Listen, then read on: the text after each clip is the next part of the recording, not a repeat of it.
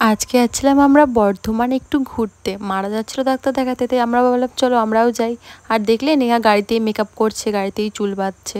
তো কারোর যদি দেরি হয়ে যায় তো গাড়ির মধ্যে এরকমভাবে মেকআপ, চুল বাঁধা সব কিছুই করে নেবে।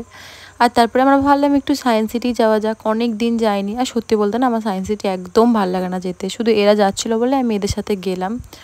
আর সায়েন্স সিটিতে দেখি অনেক কিছুই চেঞ্জ হয়ে গেছে। আগের বারে যখন এসেছিলাম তখন দু একটা জিনিস চেঞ্জ হয়ে গিয়েছিলো, এখন দেখছি ভেতরের হুলিয়াটাই চেঞ্জ হয়ে গেছে পুরো। তো ওরা যাচ্ছিলো পার্কের ওইদিকে আর আমি এসেছিলাম সায়েন্স সিটির ভেতরে।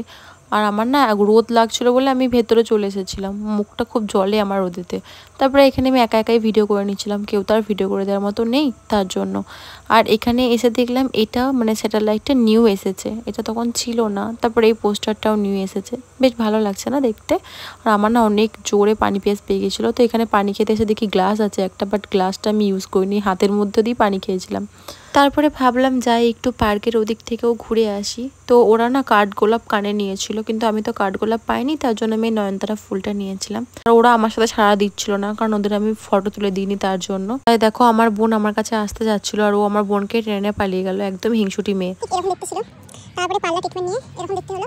তারপরে আরো একটা ভালো পার্লার ছিল, ওখানে গেল, ওখানে ট্রিটমেন্ট নিয়ে এরকম হলো। তারপরে এরকম দেখতে হলো, এরকম তো পছন্দ না, তারপর ফাইনালি এরকম হলো।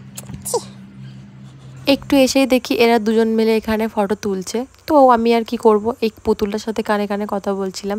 আর এই পুতুলের এই কানে কথা বললে ওখানে আরেকটা পুতুল আছে, ওর কান দিয়ে শোনা যায়। তো যাই হোক, আর তারপরে আমি নেহাকে একটু রিকোয়েস্ট করে বললাম প্লিজ আমাকে একটা ভিডিও করে দে। তো আমাকে একটা ভিডিও করেই দিল ফাইনালি।